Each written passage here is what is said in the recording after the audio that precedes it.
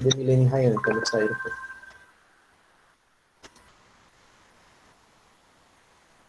Porque esse link aí, Ariel, é vírus, né? Eu vi, Lucas.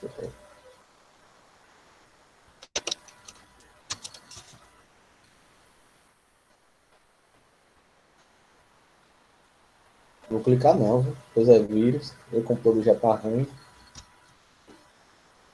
Não é vírus não, professor. Ah, tá certo.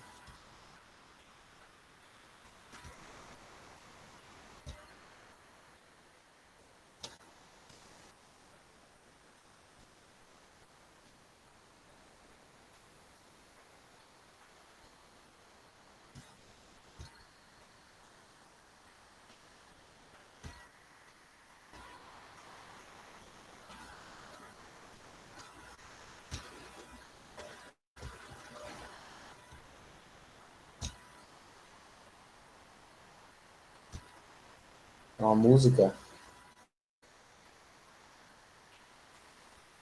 É uma música tocante, professor.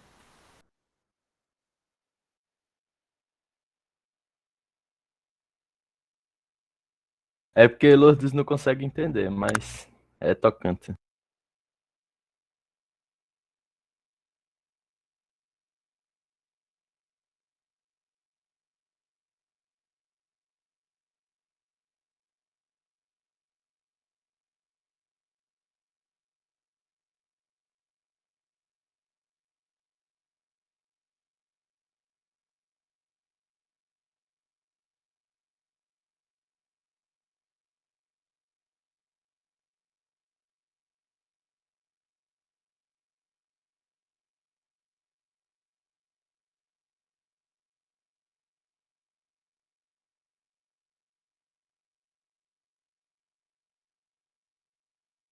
É, Lucas. Uma música tocante, né?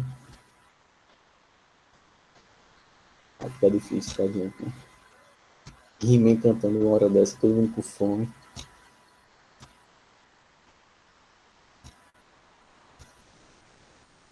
Bora lá.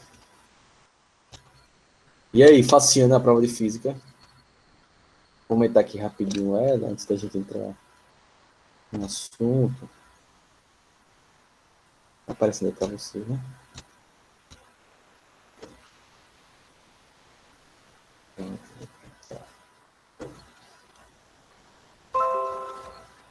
Então, aqui, bora lá. Então, a primeira questão aqui, ela trazia aqui a perguntinha, né? O que são os exoplanetas? O que são os exoplanetas, né? É considerado exoplaneta todos aqueles planetas que estão fora do considerado sistema solar. Então, todos os planetas que estão fora dos limites do sistema solar, eles são considerados como exoplanetas. Né? Então, todo planeta encontrado, descrito fora do nosso sistema, que a gente chama de exoplaneta. Então, os exoplanetas são esses planetinhas que estão para além dos limites do nosso sistema, que é o sistema solar, certo? Então, se vocês responderam algo por esse caminho, não necessariamente com minhas palavras, mas por esse caminho aí, vocês vão ter acertado a questão, certo?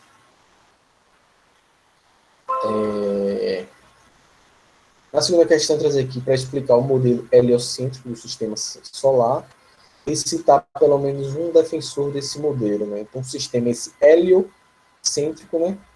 Seria esse gás, o hélio aí no centro do universo, e o modelo heliocêntrico ele trata justamente sobre o modelo que define, né? E é o modelo que até hoje, né? É comprovado, né? Que é o modelo que o Sol ele é o centro do sistema solar e que os outros planetas eles orbitam, os outros planetas de corpo celeste, né, orbitam, ou seja, fazem seu percurso ao redor do Sol devido à atração gravitacional desse corpo celeste, né? Então, o modelo heliocêntrico é esse modelo. Então, o Sol localiza-se e é o centro do isso, tá? Do sistema solar, certo? Então, esse seria o modelo heliocêntrico. Um defensor que vocês podem ter colocado é o Galileu, né? Galileu Galilei, ele foi um dos defensores do... Professor, Oi, eu botei Nicolau Copérnico. pode ser também. Copérnico também. Copérnico pós-Galileu, né? Galileu chegou a dizer... Galileu afirmou, né, que o modelo é heliocêntrico, mas como ameaçaram matar ele, expulsar ele da igreja e botar ele numa fogueira por heresia, ele na cadeia disse que ele estava brincando, né?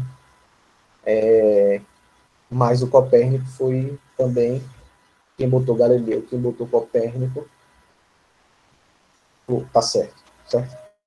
Ou quem colocou os dois também, não tem problema. Também vai estar correto aí. Essa aí foi a segunda questão, tranquilinha também. Né? E na terceira questão, faz pergunta, né? O que é a zona do habitável no universo? O que é essa zona do habitável? A zona do habitável seria, né, uma posição, né, em algum sistema planetário, né, em um sistema estelar, em que o planeta estivesse em uma posição em que ele recebesse calor suficiente no planeta para permitir que naquele planeta existisse água em estado líquido, certo? Então, no caso, por exemplo, do sistema solar, o único planeta que se encontra na zona do habitável é a Terra, né? Então, não pode estar perto demais para que o calor impossibilite a água de se encontrar no estado líquido, nem pode estar distante demais em que o calor que chega nesse planeta só permita a água encontrar-se no estado sólido.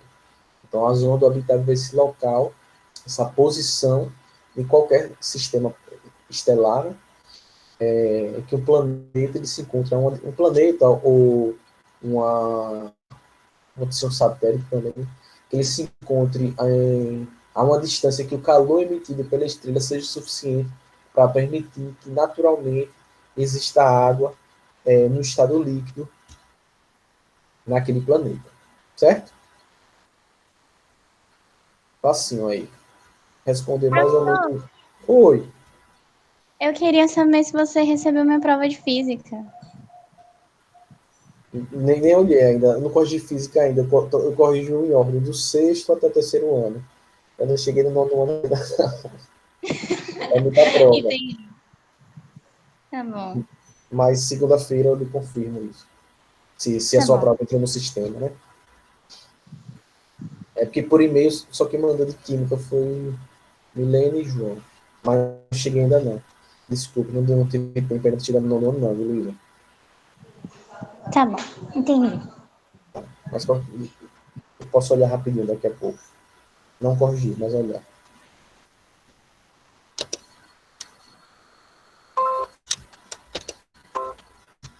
Pera aí, rapidinho. Deixa eu olhar logo, porque senão eu vou ficar com a consciência pesada.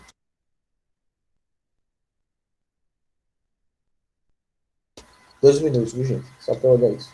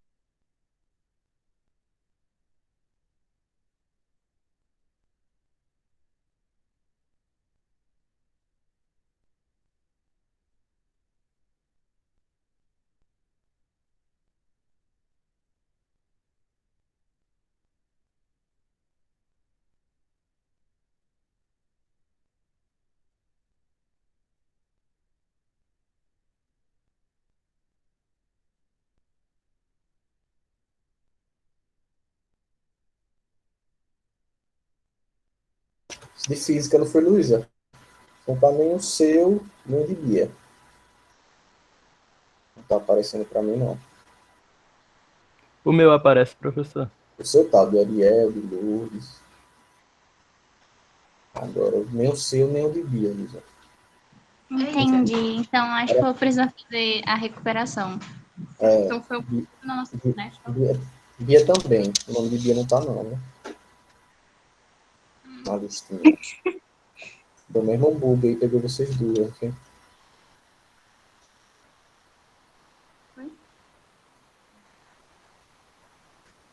Mas também não tem quase ninguém. Não sei se nem todo mundo fez. Mas tem que pintar o nome de todo mundo, não.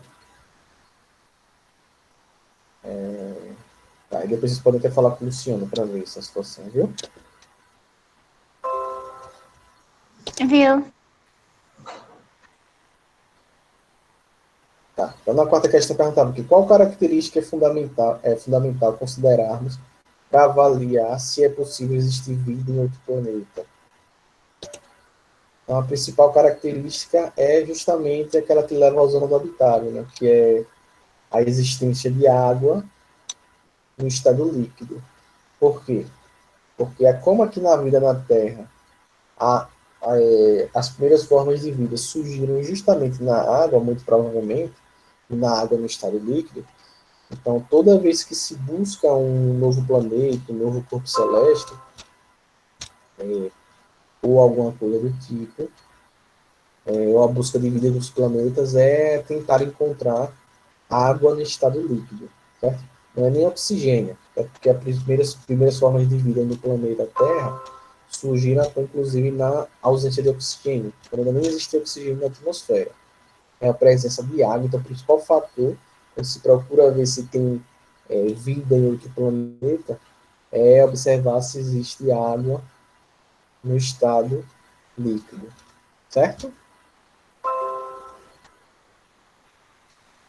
Tranquilo aí? Beleza. Bem fácil, né?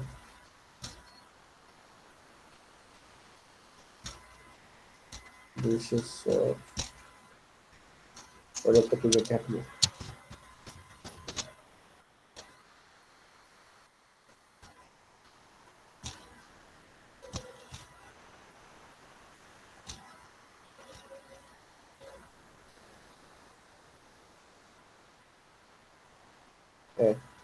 Só aparece aqui na lista aqui de física. Ariel, Carla, João, Lourdes e Milene. As outras pessoas não aparecem aqui para mim, não, para eu corrigir. É isso mesmo. Não sei não o que foi que aconteceu. Eu falei seu nome, Lourdes? Falei, né? Ou não?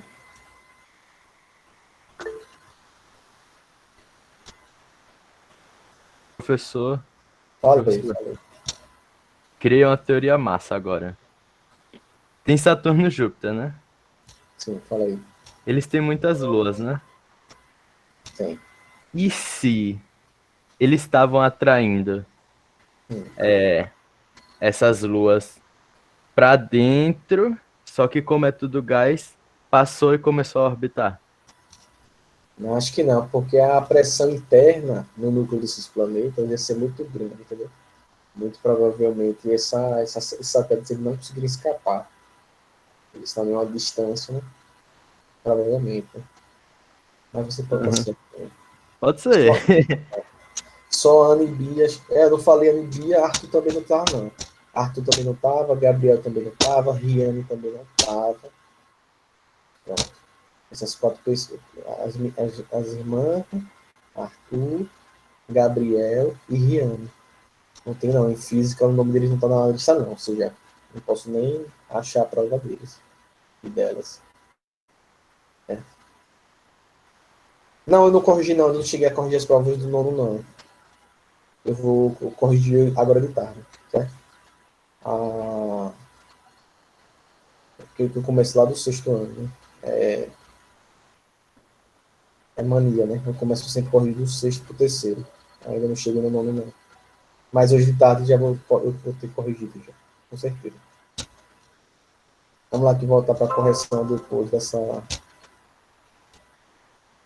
Pronto, né? A quinta questão. Segundo a teoria do Big Bang, qual é o atual estado do universo? Né? Pela teoria do Big Bang, o universo ele está em processo de expansão, né? Ou seja, o universo ele está expandindo, o espaço entre o espaço das coisas está aumentando, né? Então, as galáxias e sistemas estão se afastando, né? Então, o atual estado do universo, pela teoria do Big Bang, é um estado de expansão, ou seja, as galáxias, o universo está expandindo, então está aumentando de tamanho. Então, o espaço entre o espaço entre o espaço está aumentando. Então, a teoria do Big Bang ela entende que nós vivemos em um processo de expansão do universo, certo? Ou seja, o universo não está nem estático, nem está se contraindo, ele está expandindo, ele está aumentando de tamanho. Beleza? Facinho também, tranquilo esse assunto, né? A sexta questão, explica a relação que existe entre o tamanho de uma estrela e o seu período de vida.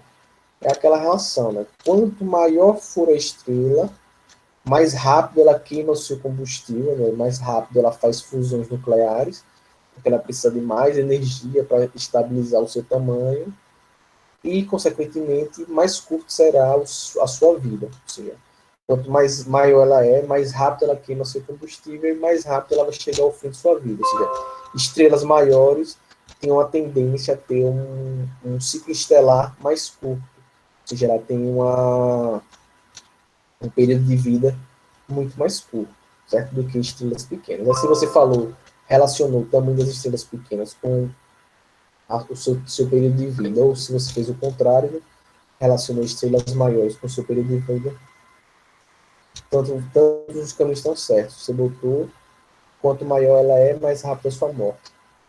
Pode ser. Tá. É o que eu falei de outro jeito. Tá certo também. Considero. Professor, Diga. eu coloquei que quanto maior, mais rápido, e quanto menor, mais tempo ela demora para morrer. Mas aí eu também coloquei que tinha um limite, que tipo, se ela fosse muito pequena, ela não fazia fusão nuclear. Tá certo. Tá ótimo. Tá mais completinho. Perfeito. 05. Acertou a questão toda. Ah, foi Lourdes que botou, eu li Ariel. Olha, eu tô cansado. Foi Lourdes, tá certo, Lourdes, que você botou. Eu achei que tinha sido Ariel que tinha escrito, aí você vê como tá o estado do professor. Mas tá certo também, Lourdes, o que você botou, e Ariel também, botou mais completinho também tá certo. 05 para Lourdes também, por essa questão. Não sei porquê, eu li Ariel, não tem nada a ver, né? Os dois nomes. A sétima, qual foi a questão que eu parei? Sexta, na sétima. Que fusão nuclear as estrelas passam fazendo a maior parte de suas vidas? O principal processo aí de fusão nuclear que as estrelas passam mais tempo fazendo é justamente transformando, né, o hidrogênio em hélio, né? Como a gente viu lá várias vezes na aula, né? Então, aí o processo de conversão de hidrogênio em hélio é o principal processo de fusão nuclear que as estrelas passam o maior tempo das suas vidas realizando, certo? Quem botou de hidrogênio para hélio, ou coisa do tipo, tá correto. Na oitava, qual é o elemento mais pesado que pode ser formado por uma reação de fusão nuclear estelar? O elemento mais pesado que se conhece, né, que se pode chegar, é o ferro. Não é o elemento químico mais pesado, é o elemento químico mais pesado que pode surgir no processo de fusão nuclear. Nesse caso aí, o ferro, certo? É o elemento mais pesado que uma estrela pode chegar a formar. E outra pergunta que eu perdi aqui. O Sol poderá chegar a esse nível? justifique sua resposta, né? No caso, o Sol não consegue. Só quem consegue fazer esses processos são estrelas que são muito maiores que o Sol. Certo? Ou seja, as estrelas maiores que o Sol, que têm uma quantidade de energia muito maior, que conseguem chegar a esse ponto de fazer fusões nucleares de átomos mais pesados para conseguir chegar. Então, só as gigantes azuis, as supergigantes vermelhas, que talvez consigam chegar. Ou seja, estrelas que tenham uma massa muito maior que a do Sol e, consequentemente, consigam produzir, né, fusões nucleares de átomos mais pesados e conseguir chegar a tal ponto até a esse tamanho de fusão nuclear, certo? Então o Sol não consegue, porque ele vai conseguir chegar nesse nível, certo? Vamos lá aqui na nona questão. Observe a imagem a seguir. Segundo o diagrama de HR, coloque em ordem crescente de temperatura as estrelas a seguir. Então, são as estrelas mais quentes, para colocar em ordem crescente, ou seja, ordem crescente de temperatura. Então, iria da mais fria até a mais quente, não é isso? Você pega a mais branca até a mais escura, né? Você pega a de temperatura, da mais quente para mais... A ordem crescente seria da mais fria para mais quente, não é isso? Seria para mais fria a mais quente, ou seja, você ia da mais escura até a mais clara, né? Professor, Ordem eu fiz crescente. ao contrário. Não, ordem crescente de temperatura. Você vai para dar que tem a menor temperatura para que tenha a maior temperatura. Não é isso uma ordem crescente. Se fosse uma ordem decrescente, seria da mais quente para mais fria. É isso, né? A ordem crescente é isso. Vai da mais fria para mais quente. Então você iria da mais escura para mais clara. Então seria essa 7, 1 e 2. Aí quem botou 2 e 1 estava certo. 6, 5, 3 e 4. Não é isso? Ou 4 e 3. A ordem também me interessava. Não vai fazer tanta diferença. Oxê, ficou, se não apareceu nada? Pra mim apareceu. Então acho que foi quando você carregou. Deve ter sido quando carregou, mas a imagem estava lá. Acho que foi sua internet que não permitiu carregar. Era para você colocar a ordem, então você ia botar da mais escura para mais clara. Né? A primeirinha tinha que ser essa 7, é quase uma estrela negra, né? Depois seria 1 e 2, ou 2 e 1, tanto faz. Não tem tanta diferença de um para o outro. Depois viria as amarelas, né? Que poderia 5, 6 ou 6, seria 6 e 5, a 6 é mais escura, a 5, e depois, por último, as brancas e azuis, né? Que são as mais quentes. Aí você poderia botar 3, 4 ou 4 e 3, tanto faz. Era só para colocar. A de você também não aparecia. Não atualizava, né? Tá. Mas aí, da próxima vez que isso acontecer, gente, que a imagem não aparecer, vocês têm que entrar lá na videoconferência e dizer que a imagem não está aparecendo. Por quê? Porque aí que eu posso fazer? Eu lá na videoconferência das dúvidas, eu vou e projeto para vocês, que eu estou fazendo aí agora. Entendeu? Não faça isso não, de não aparecer. Se uma questão fazer uma referência a uma imagem e a imagem não aparecer, aí vocês entram lá e falam, professor, a imagem não está aparecendo para mim, não. Porque às vezes não carrega por causa da internet. Né? Aí eu vou e jogo na apresentação e vocês veem o que é a imagem. Porque para algumas pessoas apareceu e para outras não, né? Então o problema não foi nem o arquivo da prova no site, né? O problema deve ter sido da conexão de vocês. Viu? Aí da próxima vez vocês entram lá e falam, professor, não está aparecendo a imagem não, porque aí eu mostro a imagem e vocês veem, vocês olham qual é. Certo? Então nessa questão aqui era isso, era colocar em ordem. Né? Crescente temperatura era das mais escuras até as mais claras. Né? Seriam as mais quentes. Beleza? Essa foi a nona, né? E a 10ª, Observe a imagem a seguir, outra imagenzinha do ciclo da vida das estrelas. Na imagem, podemos observar os possíveis ciclos de vida de uma estrela. Considerando o Sol, qual será o seu destino final? Considerando o Sol, o destino final do Sol é um 1, certo? Esse destino aqui dá 2 e 3 não é a do Sol. Aqui são de estrelas, o 2 e 3 são das estrelas bem maiores que o do Sol, né? E darem origem à supernova, ou a estrela de nêutrons, ou um buraco negro. Então, o destino do Sol nesse ciclo aqui seria o destino 1, certo? E qual é esse destino do Sol? Esse destino final do Sol aí é uma estrela, uma anã branca, certo? Que a partir dessa anã branca, nós teríamos a... Ai, Jesus, esqueci o nome. Depois do anã branco, uma anã negra, certo? Então, o destino do Sol aqui seria esse destino 1 aqui, né? Que seria justamente o anã branco e depois o anã negra. Porque esse é o destino do Sol, por causa da massa do Sol, ou seja, o Sol, ele quando fosse expandir, ele viraria uma gigante vermelha, sofreria essa nebulosa, ou seja, ele não teria massa suficiente para sofrer uma supernova, que é o que acontece no destino 2 e 3, certo? Esse destino exige de estrelas que sejam 10 vezes ou a mais de 25 vezes a massa do Sol. Então, o destino do Sol é o destino 1, que é justamente após a nebulosa planetária, a formação de uma anã branca e depois uma anã negra. Né?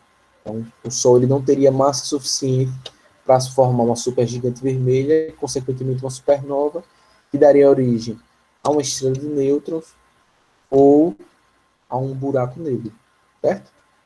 Tranquilo? Deu para entender, gente? Facinho, né? Deu. Quem não conseguiu mandar não foi, né? Tava bem tranquilo a prova. Aí, geralmente, nas provas, um ok, dois, um. Já fez aí suas contas, né? Aí 4,2. Se foi isso mesmo, muito boa a nota.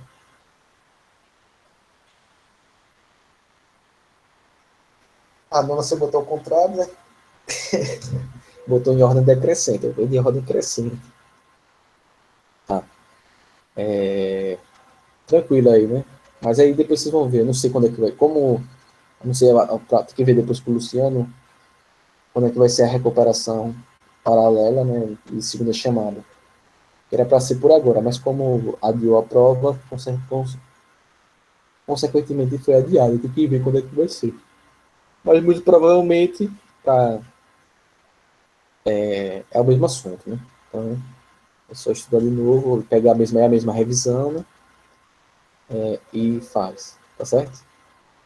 Beleza aí. Tá, então vamos continuar nosso assuntozinho aqui. Deixa eu botar aqui, projetar o nosso próximo assunto. Então, a gente fechou aqui o universo, a parte do universo, e fechou essa parte do assunto. Agora a gente vai pular para uma outra parte do assunto, que nós vamos começar a estudar os movimentos e vamos começar a estudar a parte de física mais clássica, que é a física newtoniana, né, que é a física de Newton, o famoso Isaac Newton, né, a física clássica. Deixa eu só abrir aqui a apresentação, certo? Um minutinho.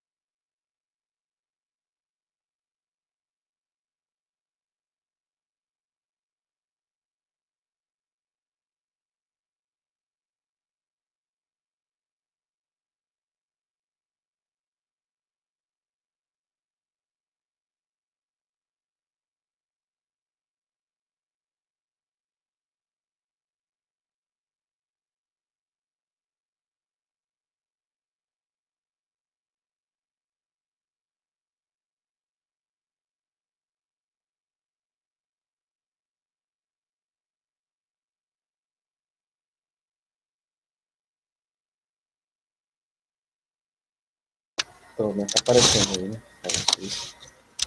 Beleza. Não sei se vocês ficam escutando. Tem um vizinho aqui meu que tá desde segunda-feira. Todo dia de manhã ele fica cantando. Não sei se vocês conseguem ouvir. Eu toda hora me desconcentro, porque ele tá cantando muito alto. Se tiver vazando aí a cantoria dele, gente, desculpe, mas eu não posso fazer nada, não. Eu não sei nem o apartamento tá, não, né? Então só eu que fico escutando, né? Ele tá desde segunda-feira, né? Ele canta a manhã inteira, na altura, e completamente desafinado.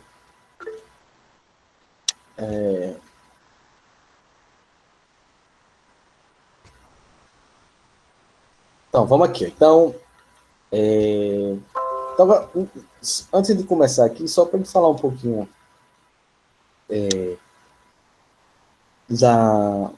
rapidinho, assim, como a gente pode dividir a física, só para a gente saber por onde é que a gente está. Como a gente estava estudando essa parte do universo, a parte do universo ele meio que passa por vários campos diferentes da física, né? Em alguns eles entram mais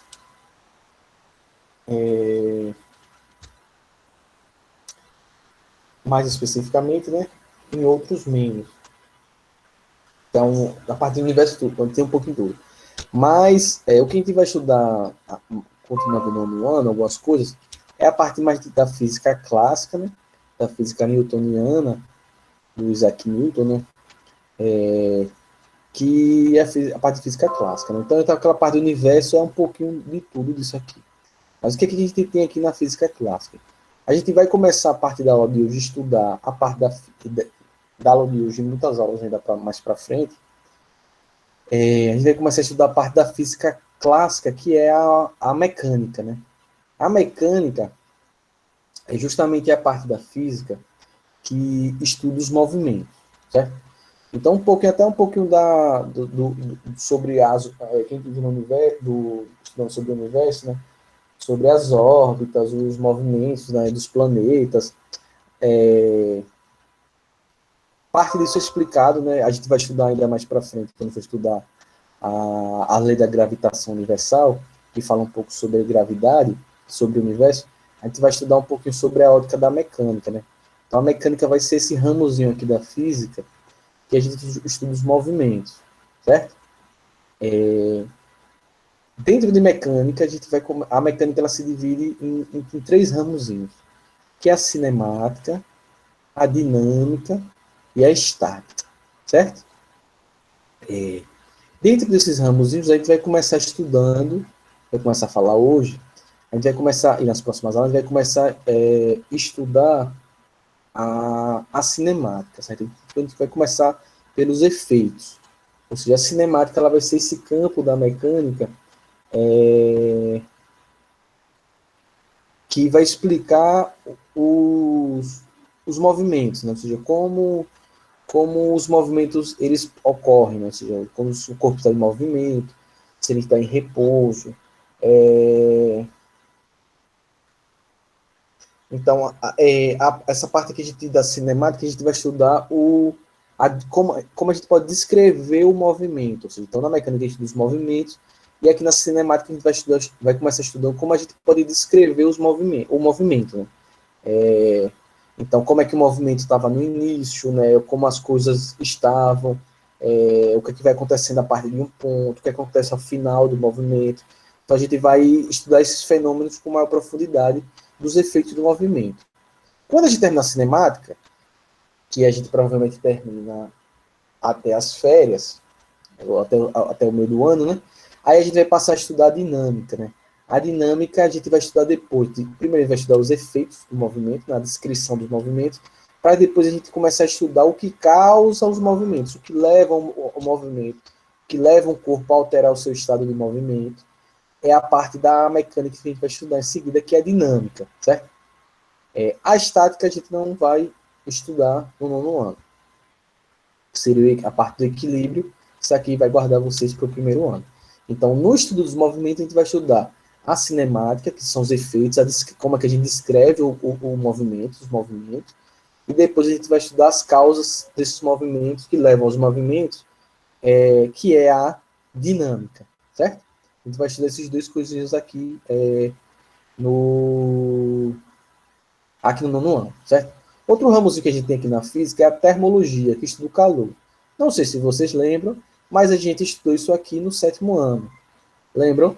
Que a gente estudou o calor, escalas termométricas, temperatura, escalas térmicas, conversão das escalas térmicas, propagação do calor, aquele sensação térmica, calor sensível, calor específico. Termologia a gente já estudou lá no 7º ano, certo? Então a gente vai estudar essas duas coisinhas aqui. Aqui em dinâmica a gente vai estudar as leis de Newton, a primeira, a segunda, a terceira lei de Newton, as leis da gravitação universal, força, peso, o que mais? Forças escalares, forças vetoriais. Termologia já foi no 7º ano. Óptica a gente não estuda. Óptica eu acho que é do 2º ano, mas vocês vão ver no ensino médio, óptica, certo? E a outra coisa que a gente vai estudar, e eletricidade também, né? Eletricidade a gente estudou, se vocês não sei se vocês lembram, mas no finalzinho do ano passado, no 8º ano, a gente estudou um pouquinho de eletricidade, cargas elétricas, condução de cargas elétricas, né? Essa partezinha aqui de física de eletricidade, de energia elétrica, fonte de energia, né? Foi o finalzinho do 8º ano, mas vocês vão aprofundar mais no ensino médio. Né? Daqui do ensino fundamental, a gente só não vai estudar nem estática, nem óptica. Né? Mecânica a gente vai estudar agora, termologia a gente estudou no 7º, eletricidade a gente estudou no 8º, e lá no 2º semestre, a gente vai estudar ondulatória, certo? Ondulatória, que vai ser o estudo das ondas. A gente não vai estudar a luz na óptica, mas a gente vai estudar a luz quando ela se comporta como onda. Então, aqui dentro de ondulatória, a gente vai estudar as ondas, o que são as ondas, e vamos estudar 2 tipos de ondas, vamos aprofundar em 2 tipos de ondas principalmente, que é o som e a luz. Né? Então, a gente não vai estudar, não vai detalhar muito os fenômenos da óptica, mas a gente vai estudar os fenômenos da luz quando ela se comporta como onda. Né? Que a luz ela pode se comportar como partícula e como onda. Né? Então, a gente vai estudar dentro de ondulatória a luz quando ela se comporta como onda. Aí a gente vê algumas coisas de óptica, certo? Mas são algumas coisinhas mesmo, bem coisinhas mesmo. Não é todo o fenômeno de óptica, nem a gente entra nos cálculos da óptica, não. A gente só vai na parte mesmo focar na luz enquanto fenômeno ondulatório, né? Isso aqui tudo a gente pode englobar um pouquinho como a física clássica. Né? A física moderna, que é a física quântica, a física relativa, né? A relatividade de Einstein, aí é só no ensino médio mesmo.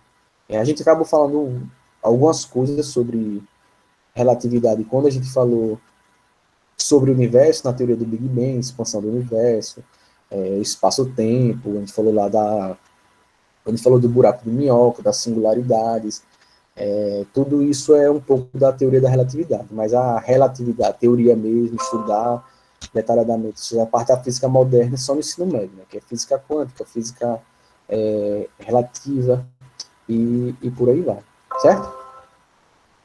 Então, na aula de hoje, a gente vai estar aqui estudando a mecânica. Vamos começar hoje e por muito tempo ainda vamos estudar mecânica, né? Por muito tempo até o final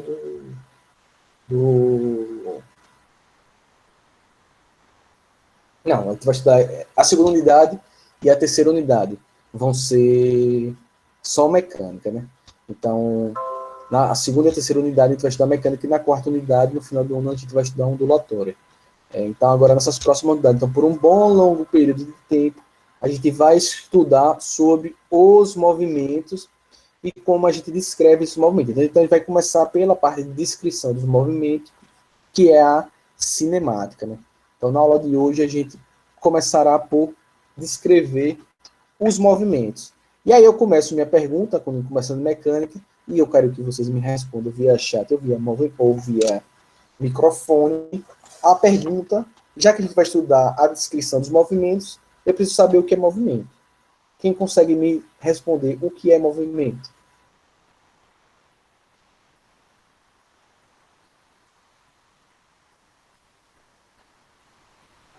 Eu tenho uma teoria.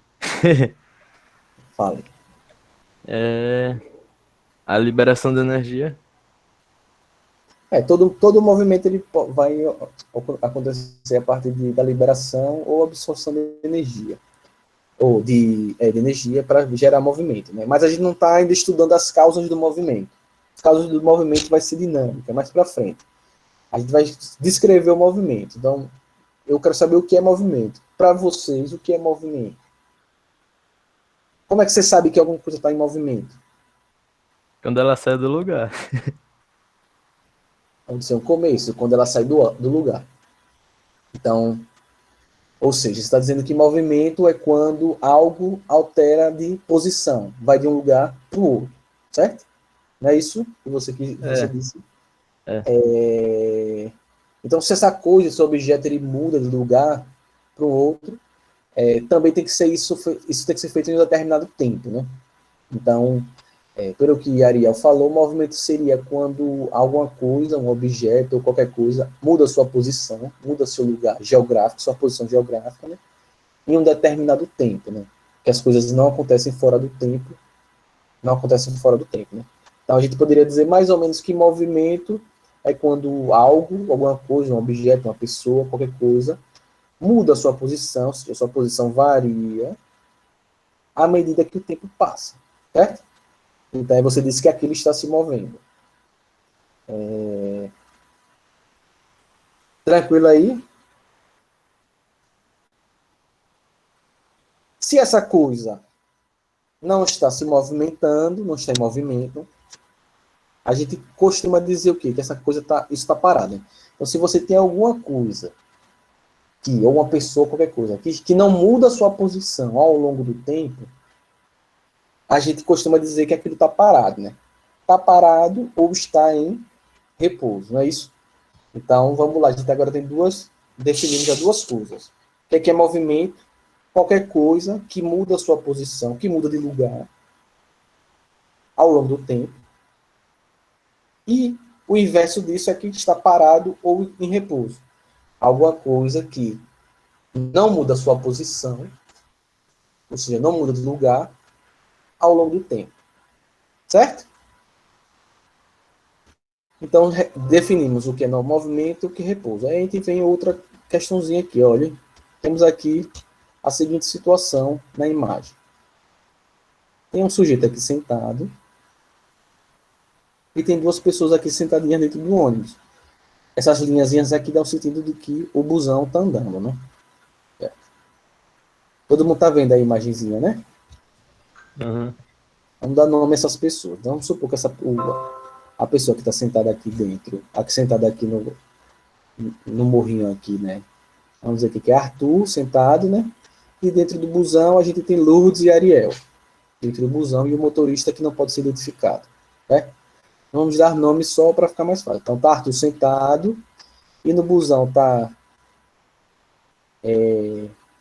Ariel e Lourdes sentadinhos aqui. Né? Quando para Arthur, Lourdes e Ariel aqui no busão, o busão tá passando por ele. Arthur tá aqui sentadinho olhando. Para Arthur, Lourdes e Ariel no busão estão em movimento ou em repouso? Em movimento. Então, Arthur olha lá e o busão passou. Né? Tá o Lourdes aqui sentado atrás de Ariel, o busão passou, eles estão em movimento. Aí Lourdes está aqui, olha aqui, o busão está andando lá, Lourdes está aqui sentadinha atrás de Ariel, né? Lourdes olhando para Ariel. O que foi, né? Lourdes sentadinha atrás de Ariel, presta atenção. Lourdes sentadinha aqui, Lourdes está aqui sentada atrás de Ariel, olhando para a cabeça de Ariel aqui. Quando Lourdes olha para Ariel, sentadinho aqui no busão, Ariel está sentado ele, né? Ariel está em movimento ou em repouso? Para Lourdes. Ariel está Tô parado. parado. Mas como é que Ariel está parado se agora há pouco vocês me disseram que Arthur olhando para ele estava em movimento? Relatividade. Não, isso não é relatividade, não. Relatividade é outra coisa. É quase Bom, eu isso. acho que Arthur estava vendo ele parado. Mas como é que para Lourdes Ariel está parado e para Arthur, Ariel e Lourdes estão se movimentando? Como é que Eu no assisti um mesmo, negócio desses, um dia desses, só que como eu é me que no esqueci o mesmo, nome. como é que em um mesmo tempo as mesmas pessoas estão em movimento e em repouso ao mesmo tempo? Como isso é possível? Me respondam. O ônibus está andando? O ônibus está andando na direção de Arthur. E Lourdes e Ariel estão nele. Só que Lourdes e Ariel, de dentro do ônibus, não conseguem ter essa percepção. Certo. Então, qual é a palavra-chave aí? Quem está certo? Arthur ou Lourdes? Os dois. Sobre a posição de Ariel. Quem está certo? Ariel Eu acha que... acho Quem? Lourdes. Acho que Lourdes. depende do ponto de vista. Isso, é isso. Tá todo mundo certo, gente. Depende do ponto de vista. Ou seja, para a gente poder descrever um movimento, a gente depende, tem uma palavrinha-chave toda vez que a gente trabalha com cinemática, na descrição dos movimentos é o quê? Tudo depende de quem? Depende de quem está observando. Ou seja, depende do observador. O que a gente chama de depende do referencial. Ou seja, está todo mundo certo aí. Para Arthur, Ariel está em movimento, porque ele está dentro do ônibus e o ônibus está passando por ele.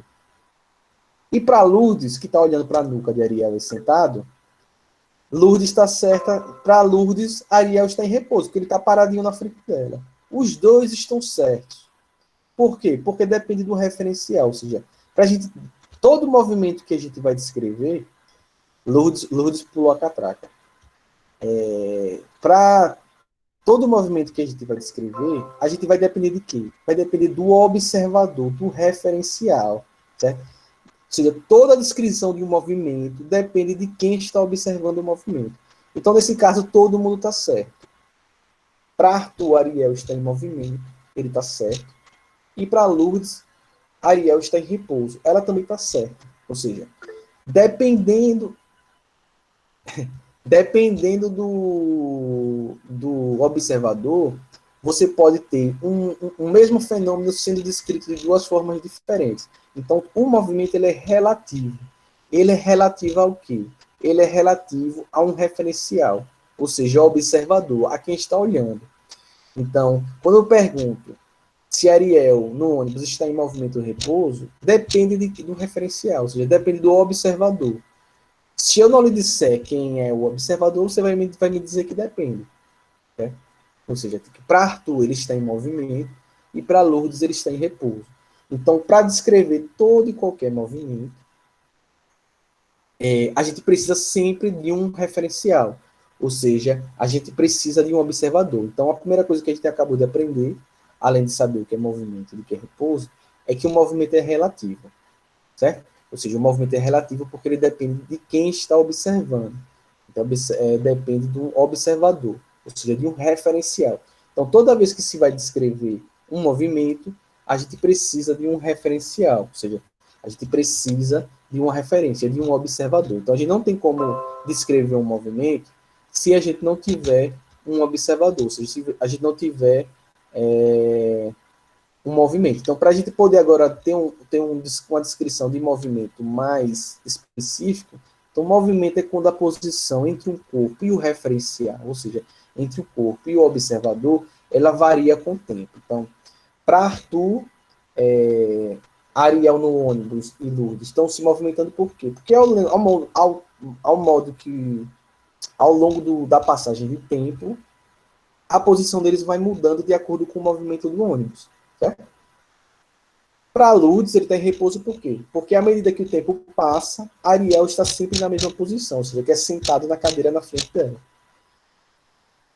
Então, para a gente descrever tanto se o corpo está em movimento ou em repouso, a gente vai depender do observador. Né? Então, aqui falou aqui, note que o passageiro no interior de um ônibus está em movimento em relação ao observador fixo na Terra, que é Arthur. Porque sua posição muda ao decorrer do tempo. Mas, para Lourdes, que está sentadinha no busão com ele, a posição dele não muda, ele está lá na cadeira na frente dela o tempo todo. Então, para ela, ele está em repouso. Então, para descrever os movimentos, a gente precisa sempre de um referencial. Deu para entender, gente?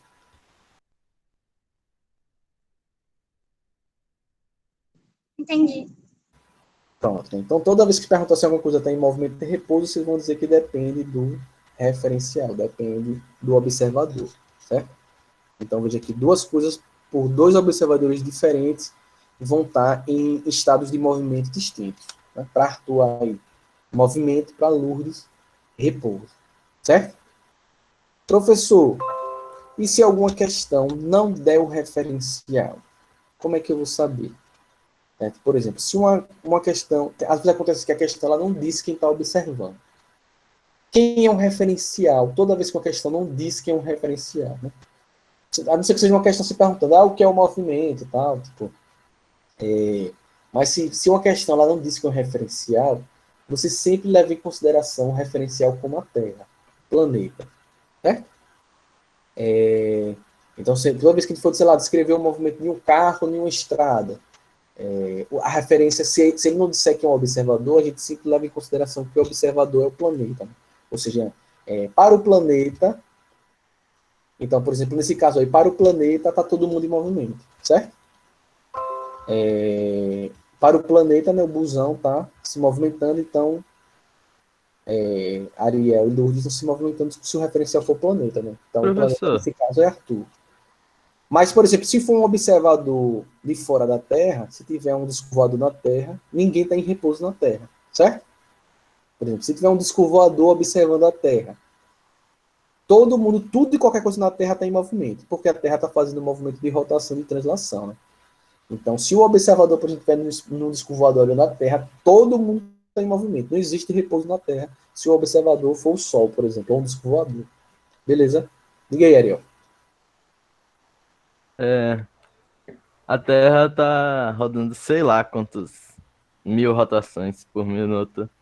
Mas quando a gente tá andando, tipo, a gente tá andando a 5 km por hora, ou a gente tá andando mais que a Terra. Tipo, como a gente já tá girando com a Terra, a gente gira mais 5 km por hora. Não que você está grudado na Terra, né? Então, você não está sendo jogado para frente pelo movimento de translação. Como a massa da Terra é muito, muito grande em relação à nossa, é imperceptível para a gente um movimento de rotação. Então, não dá para perceber isso. Não é como se fosse nenhum carro. Você está num carro, o carro freia, você voa para frente, né? Não é o que acontece com a Terra, né? Você não está parado. Quando a Terra se mexe, você não cai, né? Que a força da gravidade prende a gente. Se a velocidade de rotação não é suficientemente, pela relação da massa da Terra, não é grande o suficiente para a gente perceber e alterar o nosso estado de movimento. Entendeu? Então, não faz uma conta direta. Até porque a gente está pela força, pela atração gravitacional, pelo campo gravitacional, né, a gente está preso aqui, né? Então não é algo que faça. A não ser que a Terra girasse muito mais rápido. Aí talvez ela fizesse uma influência muito maior. Nessa relação da atração gravitacional que nos prende na Terra com os movimentos que a gente desempenha nela. Certo? Certo. Pronto. Então, é isso. Então, aí, às vezes, tem questões. Quando a gente vai ver mais para frente, quando a gente for estudar velocidade, essas coisas, aí é umas questões, às vezes, não dá muito disso quem é um referencial. Aí a gente simplesmente leva em consideração o planeta como referencial, a Terra, né? Então, para saber se algo está em repouso ou não. Mas aí, mais para frente, a gente tem isso. Então, o movimento ele vai ser relativo, ele vai depender do referencial, ele vai depender de quem está observando a gente, certo?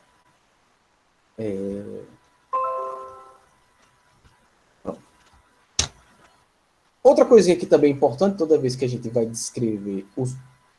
Eita, fechou. Saiu não para você, né? Isso para mim aqui fechou. Tá, Ainda tá. Tá, foi que para mim sumiu aqui, mas tá indo. Outra coisa que é importante, então, além da gente saber descrever o que... Então, a gente aprendeu o que é o movimento, o que é repouso, e a importância do referencial, do observador, já que todo movimento é relativo a quem observa.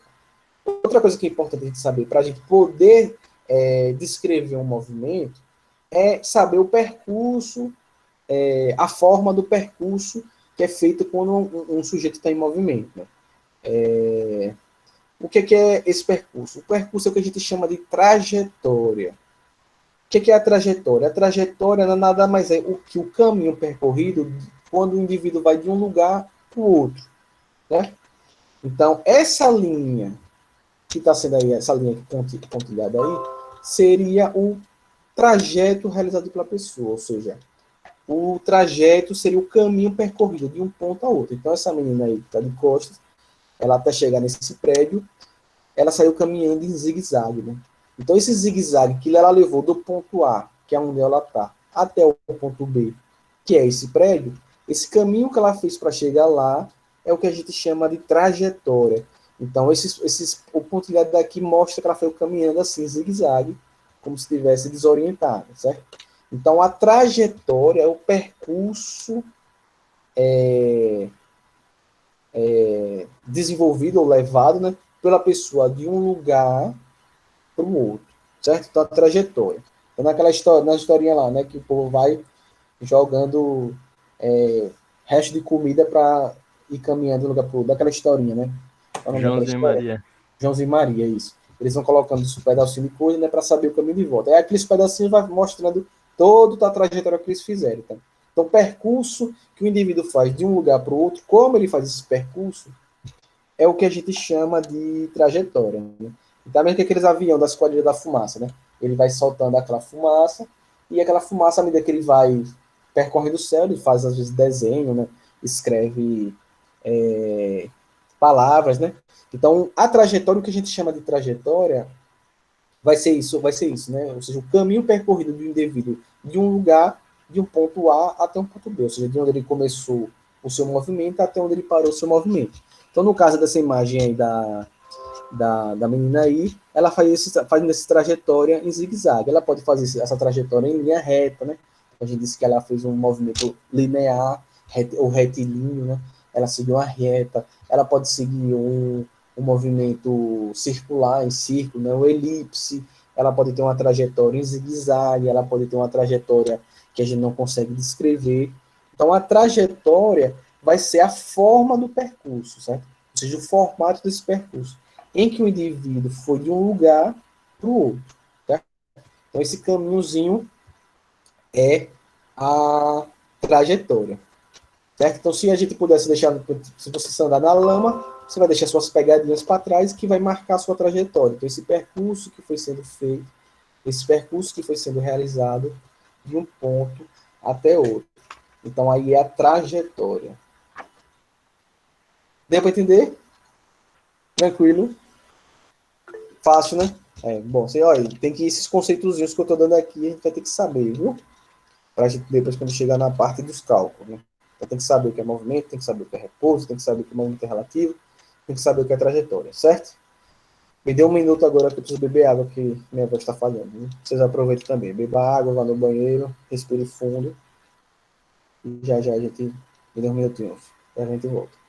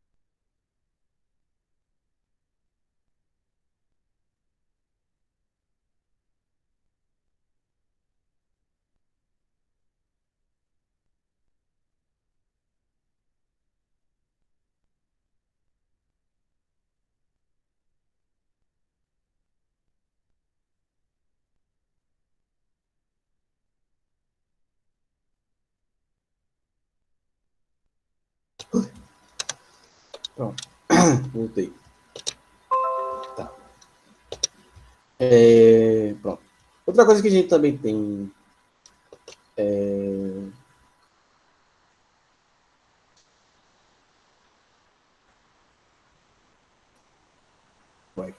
tá. Outra coisa que a gente também tem importante no que a gente pode. Eita, tá, vocês estão aparecendo aí, né? A outra coisa que tem importante na descrição é a. Ixi, que coisa aqui.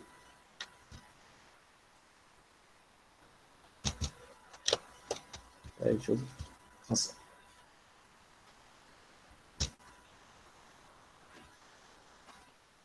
Tá. Não sei o que foi que eu fiz aqui. Desenhar. Pronto, mais tudo. Outra coisa que a gente tem na descrição dos movimentos, já que entendeu que é trajetória, a gente tem o que a gente chama da posição. O que é a posição? A gente vai botar aqui um pezinho. Vamos ver se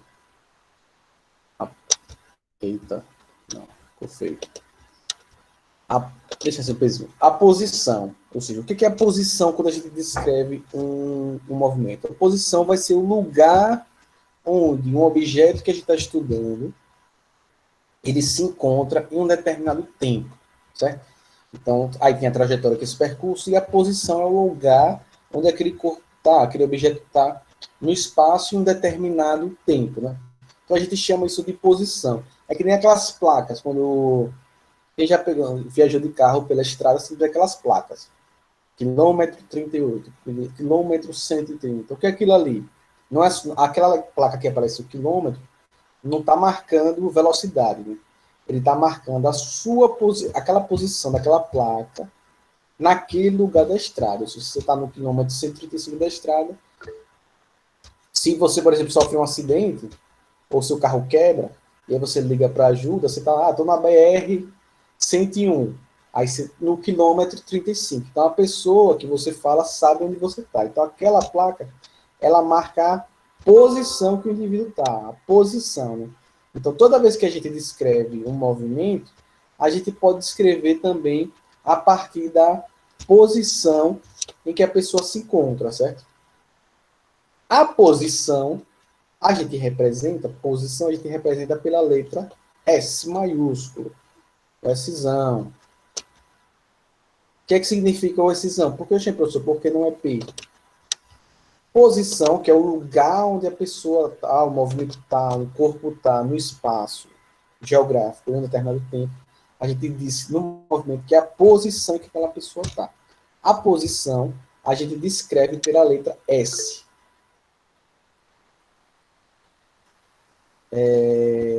Como é? É também como devemos nos proteger de um jacaré correndo. É isso. Provavelmente essa menina, vai ver na imagem, não tinha, tem um jacaré atrás dela. Você corre em zigue-zague para fugir dele. É isso mesmo.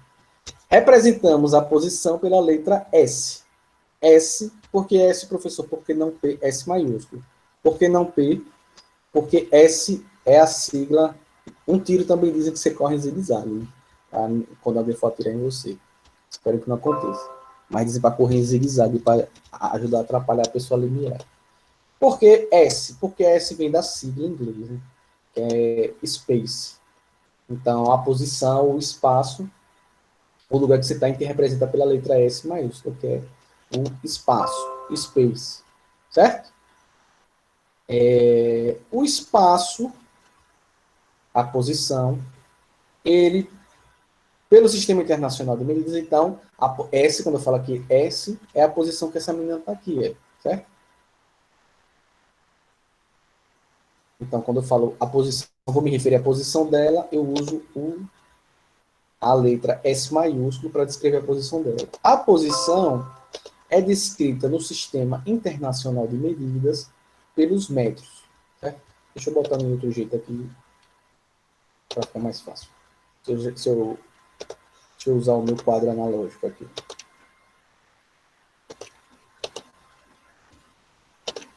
Deixa eu abrir ele aí.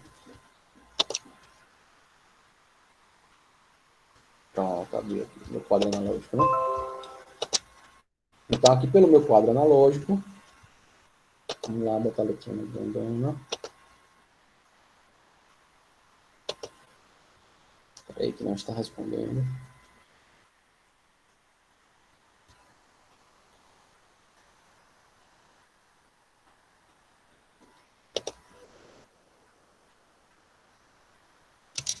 Então, S significa a posição, certo?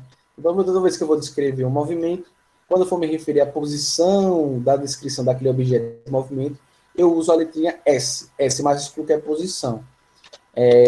S maiúsculo porque deriva, né, do inglês, né, que é space, por isso que a gente usa nesse caso aí, usa o S maiúsculo, certo? Então, é a nossa posição, todo objeto, todo corpo que seja, a gente for descrever um movimento de qualquer coisa, de qualquer objeto, qualquer coisa, a gente precisa saber, para saber se aquele objeto está em movimento, se ele está em repouso, a gente tem que saber a posição daquele objeto, ou aquele corpo. Então, a posição é o local em que um corpo que nós estamos descrevendo o movimento se apresenta no espaço, em um determinado tempo, né? Então, S a gente utiliza para descrever a posição, certo? No Sistema Internacional de Medidas, qual a unidade pelo Sistema Internacional de Medidas? A unidade que nós descrevemos a posição, o espaço, será sempre quase sempre em metros. Que a abreviação do metros é o M, certo? Então, toda vez que a gente for descrever um movimento e formos nos referir à posição dele, nós utilizamos, de acordo com o sistema, uma padronização, né, do Sistema Internacional de Medidas, nós utilizamos o metro, certo? Então, S representa a posição e a unidade que a gente utiliza para descrever o metro, os metros não, o metro, é o M, certo? Existe uma variação do metro que o mais comum, o ideal pelo Sistema Internacional de Medidas é o metro, certo? Mas, em alguns casos, a gente pode ter uma outra unidade, que é o km. Quem sabe o que é o km? Quilômetros. Quilômetro, certo? Então, a gente pode ter... O certo é colocar tudo em metro, né? Mas, a gente, às vezes, também utiliza o quilômetro. Certo? A gente também pode utilizar o quilômetro. Então, a gente pode usar tanto o metro quanto o quilômetro para descrever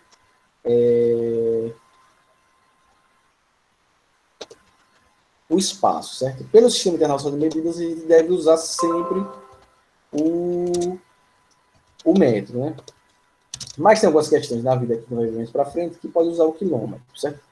Então, a gente pode utilizar o metro ou o quilômetro. O que é que significa quilômetro? O que é que significa quilo? Quem sabe? O que significa quilo? Esse quilo aqui. 1000? 1000. Muito bem. Isso mesmo. Quilômetro significa 1000. Então, esse quilômetro aqui ele vai significar 1000. Então, quando eu falo quilômetro, eu falo que são 1000 metros. Certo? Então, quilômetro são 1000 metros. Então, quilograma são 1000 gramas. Quilômetro são 1000 metros. Né? Então, a unidade que a gente utiliza é o metro, mas a gente pode ter a variação do metro, que é o quilômetro. Certo? Todo mundo sabe como é que a gente converte quilômetros em metros? Como é que a gente faz a conversão de quilômetros em metros? Dividindo. Para transformar em metros para quilômetros e quilômetros para metros, o que a gente faz? Se eu quiser transformar metros para quilômetros, o que é que eu faço? Multiplica. Metros para quilômetros. Metro por quilômetro multiplica, né? Por 100, por 1000. Sim, vai adicionando zeros. Por 1000, né?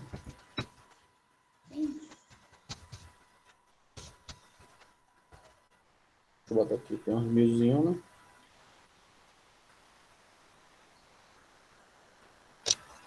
Por mil, né? Então, se eu quiser transformar de metros para quilômetros, eu faço o quê?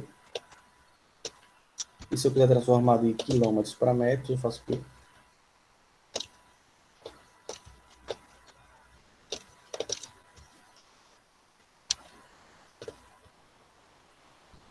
De quilômetros para metros, eu multiplico, né?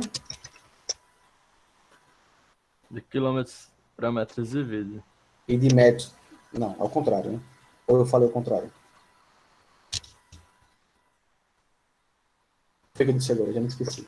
Se eu for transformar de quilômetros para metros, eu multiplico. Porque metros é menos. Aí precisa multiplicar para chegar em quilômetros. E quilômetros é mais, aí precisa dividir para chegar em metros. Eu botei como aqui. Peraí. Não. De quilômetro para metro eu multiplico, né? 1 quilômetro são 1000 metros. Então você vai pegar 1 vezes 1000. Então, quando eu transformo de quilômetros para metros, eu multiplico. Quando eu vou transformar de metros para quilômetros, eu divido 1000 metros, né? Se eu tiver 1000 metros dividido por 1000, fica 1 quilômetro. Se eu tiver 1 quilômetro para transformar por metros, eu multiplico por 1000. Fica 1000 metros. Não é isso? Está chegando perto do meio-dia, vocês estão me confundindo. Ariel, Eu sabe entendi o raciocínio do senhor.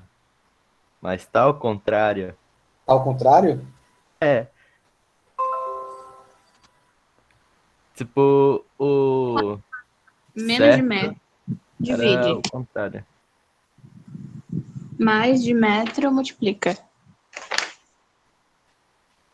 Se eu for transformar 1 metro em quilômetro, eu faço o quê? Multiplica por 1000. Então, se eu pegar 1 metro e multiplicar por 1000, fica quantos quilômetros? Quilômetro. Não. Não. Veja lá.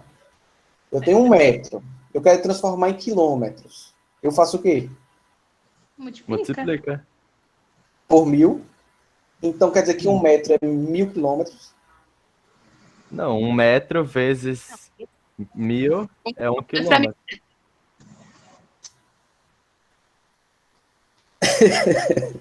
um quilômetro é 1000 metros.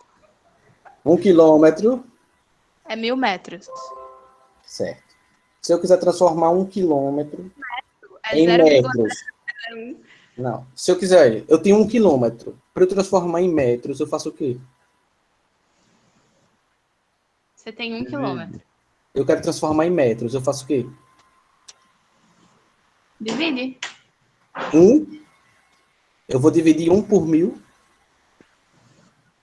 Vai dar quanto? Mas 0, quilômetro, metros.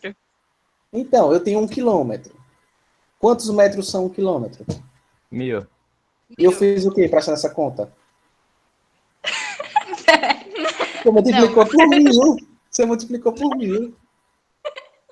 Não, professor. Tá errado. É 1000 metros, não é? 1 quilômetro tem 1000 metros. Sim. Então, para eu transformar, eu tenho 1 quilômetro. Tenho quantos metros? Metros é 1 quilômetro. Eu tenho 1 quilômetro.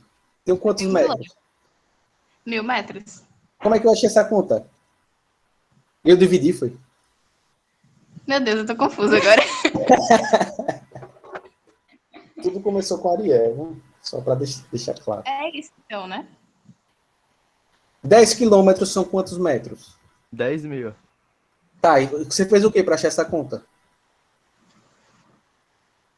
Não, mas Me diga o que você fez. dividir. Você dividiu? 10 dividido por 1000 dá quanto? Dá 10 mil, é? Pô, foi? Entendi. Hã? Entendi o raciocínio agora. Eu tenho valor em quilômetro. Para eu transformar para metros, eu multiplico por 1000. Se eu tenho um valor em metros, para transformar para quilômetros, eu divido por 1000. Sim. É isso, né? Eu acho que os dois estão certos. Não tem como os dois estar certos. Eu não estou perguntando quanto vale, eu estou perguntando como é que eu faço para transformar. Ou seja, se eu tenho 10 quilômetros e eu quero transformar para metros, o que é que eu faço? Eu multiplico por 1000. Então, Mas 10 o inverso. quilômetros são 10 mil metros. Calma aí, Ariel. São 10 mil metros. Se eu quero transformar 10 mil metros em quilômetros, eu faço o quê? Divido por mil, né? 10 mil metros, para eu transformar para quilômetros, eu vou dividir por mil. Vão ser 10 quilômetros. Não é isso?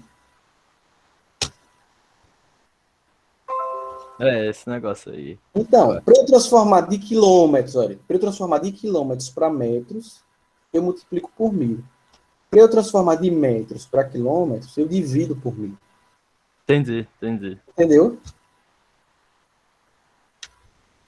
Tem certeza? Meia hora para processar foi horrível. Entendeu? A gente teve uma confusão inicial, mas é isso mesmo. Eu não estou errado, não. Agora, dessa vez. Às vezes eu erro, mas dessa vez não estou certo. Então, para a gente converter, a gente faz isso. Para a gente passar de metros para quilômetros, a gente divide por mil. E para a gente passar de quilômetros para metros, eu multiplico por mil, certo? Ou seja, 1 quilômetro para transformar por metros, eu multiplico por mil. Então, 1 quilômetro são 1.000 metros. Se eu tenho 1.000 metros para transformar para quilômetros, eu divido por mil. 1.000 metros dividido por mil dá 1 quilômetro. Entendeu? Já sei. Você tava pensando assim. Tu tem 10 quilômetros. Aí para transformar em 10 mil metros, aí precisa multiplicar, né? Se eu tenho Mas o eu quê? tava 10 Não, não. quilômetros. Aí Não, o que precisa... tá. Eita, foi o que aconteceu? Apagou tudo. Sumiu tudo. Deu até bug que sumiu aqui o negócio todo. Eu tava falando para converter. Eu não tava falando quanto eu vale. Eu tava falando para converter, certo? Então, para transformar metros de metros para quilômetros, eu divido por mil. Ou seja, se eu tenho 1.000 metros, quanto equivale 1.000 metros em quilômetros? Eu divido por mil. 1.000 metros equivale a 1 quilômetro. Se eu quiser transformar de quilômetro para metro, eu multiplico por mil. Por exemplo, eu tenho 40 quilômetros. Quanto equivale em metros 40 quilômetros? 40 quilômetros em metros, 40 vezes mil, dá 40 mil metros. Entendeu? Então, se eu quero passar um valor que está em quilômetro para metros, eu multiplico esse valor por mil. Agora eu entendi. Se eu tenho um valor em metros e quero passar ele para quilômetro, eu divido ele por mil. Então, se eu tenho 100 metros, eu vou dividir por mil, né? Para passar para quilômetro. Então, 100 metros vai dar quanto? 0,001. Não é isso? Ou eu estou errando minha conta agora? Não sei não. Certo? Certo. Então, se eu tenho, por exemplo, 1.000 metros, quando eu divido por mil, eu acho quilômetro. Então, para eu converter uma unidade de posição de metro para quilômetro, eu divido por mil. Se eu quiser transformar ela de quilômetro para metro, eu multiplico por mil. Né? Então, metro para quilômetro, divido. Quilômetro para metro, multiplico. Então, 1 quilômetro em metros, 1 vezes mil, 1.000 metros. 1.000 metros para quilômetro. 1.000 dividido por mil, 1 quilômetro. Foi isso que eu estava querendo dizer desde o começo. Todo mundo entendeu essa conta maravilhosa? Entendi. Agora entendeu, né? Eu acho que a gente estava raciocinando coisas diferentes. Acho que a gente começou a confusão achando... Eu perguntei como é que convertia, acho que a gente estava tentando... Vocês estavam entendendo quanto vale. Aí por isso você está falando que multiplica e divide. Acho que foi isso, né? Uhum. Eu acho que foi também. Porque aí realmente é o raciocínio de vocês outros. Mas o que eu quero que vocês aprendam é converter, certo? Vocês vão precisar saber converter, porque às vezes a gente vai ter algumas questões que vão trabalhar em quilômetros e pedir a resposta em metros, e às vezes tem algumas questões que vão dar as informações em metros e pedir em quilômetros. Então, para isso, vocês vão ter que aprender a converter, certo? Então, sei lá, tem uma questão lá que diz que a pessoa andou... sei lá, se é uma questão que disser que a pessoa andou 600 quilômetros. Aí vai perguntar quanto a pessoa andou em metros. Aí vocês precisam saber converter de quilômetros para metros e vice-versa. Principalmente quando a gente for estudar velocidade. Né? Em velocidade, para a gente poder calcular as velocidades, a gente tem que colocar tudo na mesma unidade. Né? Então, se a velocidade for em metros por segundo e a questão a posição em quilômetros, vocês têm que converter. Mas estou dando spoiler já, né? E mais para frente. O que eu quero saber se vocês entenderam aqui e agora o que é movimento, o que é repouso, conseguiram entender que todo movimento é relativo, que é relativo ao observador referencial, entenderam o que era trajetória, entenderam o que é posição, entenderam que a unidade é metros, mas pode vir com quilômetros, e se vocês entenderam o processo de conversão de metros e de quilômetros em metros. Sim ou não? Sim. Perguntei um bocado de coisa, né? Até aqui, pronto, né? Porque a gente vai precisar saber cada uma dessas coisas para conseguir ir avançando no assunto. Certo? Pronto.